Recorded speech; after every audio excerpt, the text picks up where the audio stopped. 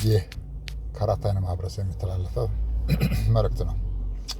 የዛሬው መልእክታችን በፈጣሪ ፍቃድ የሚያተኩረው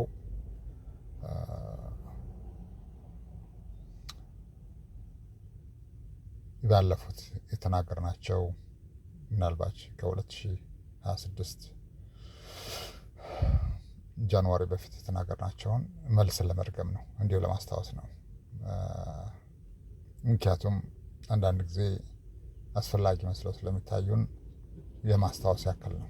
ለማስታወስ ያክል ጊዜው ሩቅ ባይሆንም ግን ሰው ነንና አንዳንድ ጊዜ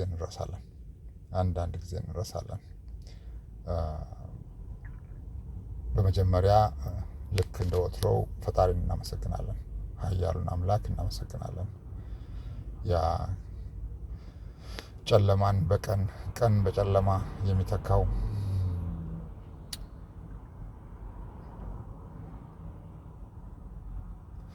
ፀሐይንም ጨረቃንም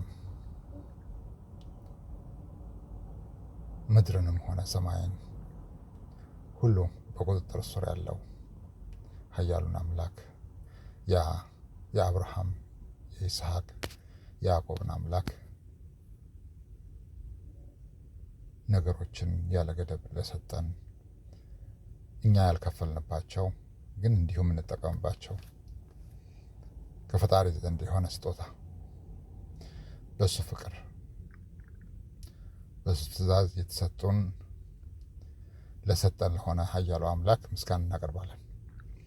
ከዚህ በተረፈ የዛሬ ማስታወሻችን ምን ይላል? በተረት ስንጀምረው አዘለም አቀፈም ያው ተሸከመ ነው ይላል። አዘለም አቀፈም ያው ተሸከመ ነው ይላል። ልዩነት የለውም ማለት ነው። ልዩነት የለውም። እንግዲህ አንዳንድ ጊዜ ሰዎች የቆጡን አውርድ ብላ የብብቷን ጣለች አይነት ስራ ይሰራሉ። በእርግጥ ለእኛ ምንም ችግር የለውም፣ ግን ማስታወስ ስላለብን ምክንያቱም ካስታወስን በኋላ ያው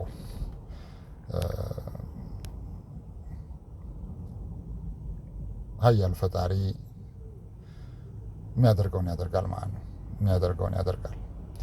ምንጊዜም ነገሮችን ቀድሞ ማሳወቁ ጥሩ ነው። ምክንያቱም ማንኛውም ከፈጣሪ የሆኑ መልእክተኞች በመጡ ጊዜ ቅድሚያ ያሳውቃሉ፣ ያስተምራሉ። የሰውን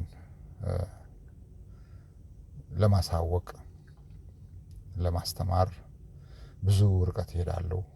ከዛ በኋላ የተማረ ይማራል፣ ያልተማረ ደግሞ ይጠፋል ማለት ነው። እና ብዙ ህዝብም እንደዛ ነው የጠፋው። ፈጣሪ የተመሰገነ ይሁን። እኛ ይሄንን የምንናገረው እንዲሁ ለማስፈራራት ምናምን ሳይሆን ግን ከፈጣሪ የሆነ ነገር ከመምጣቱ በፊት ትልልቁ ሳይሆን ያኛው ኦልሬዲ መንገድ ላይ ነው፣ ብዙም ጊዜ አይፈጅም ወደዚህ መምጣቱ። ግን እነዚህ ትንንሾች ነገሮች ይኖራሉ። ፈጣሪ ባሪያዎቹ ባዘኑ ወይም በተከዙ ወይም በተጎዱ ጊዜ የሚያደርገው አንዳንድ አጸፋዎች ይኖራሉ። የእምነት አባቶችን ብትጠይቁ ይነግሯቸዋል በደንብ። እና ለዛ ነው ምን ለማለት ነው፣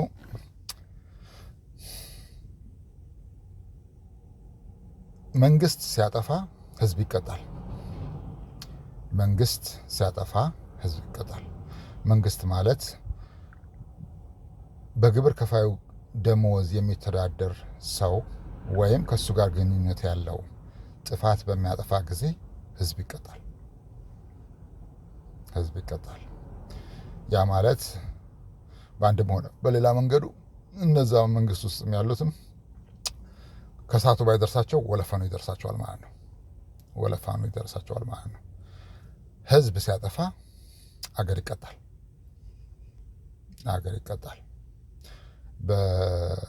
እንግዲህ በህዝብና በአገር መካከል ያለውን ልዩነት ለእናንተ ትጽነዋል። ይጠፋችኋል ብለን እንትን አንልም፣ አናስብም። ግለሰብ ሲያጠፋ ማህበረሰብ ይቀጣል። ማንኛውም ምንም አይነት ቦታ ያለው ሰው ያንን ቦታውን እስከወከለ ድረስ የዛ ቦታ ተጠቃሚዎች በአንድም ሆነ በሌላ መንገዱ ዋጋ ይከፍላሉ ማለት ቅጣቱ ይደርስባቸዋል ማለት ነው። እችን ለማስታወስ ነው። ምክንያቱም አንዳንድ ጊዜ ነገሮችን እናስተውልና ያው ሁልጊዜም አፕሉን ከመውቀስ ይልቅ ቅርንጫፉንም ከመውቀስ ይልቅ ግንዱን ማየት ይሻላል ብለን ዛፉ ላይ ነው የምናጠናውና ዛፉ ላይ ነው የምናተኩረው። ይሄን የምንናገረው በአንድም ሆነ በሌላ መንገዱ ፈጣሪ አጸፋውን ሊያመጣ ይችላል ማለት ነው። ምንጊዜም እንደዚህ አይነት ነገር ስንናገር ይሄ ምናልባት ከ100 ዓመት በኋላ የመጀመሪያ ሊሆን ይችላል ብለን እንገምታለን። አጸፋ ይኖራል። ያው ባለፈውም አልተናገርንም እንጂ በተሰማን ጊዜ አስተላልፈን አጸፋውን አይተናል። ምክንያቱም ትንሽ ይከብዳል። እንደዚህ አይነት ነገሮች ትንሽ ይከብዳሉ። እናንተ የማታውቋቸው ነገሮች ይኖራሉ አሉ። ሴም ቲንግ እኛ የማናውቃቸው እናንተ የምታውቋቸው ነገሮች ይኖራሉ። እውቀት ለየሁሉም እኩል አልተሰጠም። ግን በእርግጠኝነት እኛ የምናውቃቸውን ነገሮች እናንተ ታውቃላችሁ የሚል ግምት የለንም። ለዛም ነው አንዳንድ ጊዜ ፈጣሪ በፈቀደው ትዕግስት እናደርጋለን። ምክንያቱም ነገሮችን በማስተዋል ግራና ቀኝ ሰው ነን። ያው ምን ይደረጋል፣ አንዳንድ ጊዜ ጥፋት ሲመጣ የዚህ ነገር ችግሩ አምላክ ጥፋቱን ያመጣል አያመጣም አይደለም። ጥፋቱ ምን አይነት ነው እና መቼ ነው የሚመጣው እና የት ቦታ ነው የሚመጣው የሚለው ነው ትልቁ ነገር። ሁልጊዜም አምላክ አጸፋ ይመልሳል። በእርግጠኝነት እናገራለን። አንዳንድ ጊዜ እኛ እናውቃቸዋለን መቼና ምን አይነት አጸፋ እንደሚመለስ። አንዳንድ ጊዜ አናውቃቸውም። ጥሩነቱ ብናውቃቸውም አንናገርም። ግን ይኖራሉ።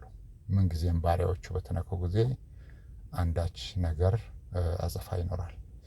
ይሄን የምንናገረው ከስራችሁ ታቀቡ ነው። አንዳንዴ ማናይ የመሰላቸው ብዙ ስራዎች ይሰራሉ፣ ግን ያው በአንድም ሆነ በሌላ መንገዱ ዋጋ ይከፍላሉ። ስለዚህ በህዝብ ግብር ደሞዝ የምትተዳደሩ ወይም ከዛ ጋር ግንኙነት ያላችሁ ሰዎች ጥፋት በምታጠፉ ጊዜ በአንድም ሆነ በሌላ መንገዱ ዋጋው በህዝብና በሀገር ላይ ይመጣል ማለት ነው፣ ይከፈላል። እናመሰግናለን። ይህ መልእክት የሚተላለፈው ከአራት አይና ማህበረሰብ ነው።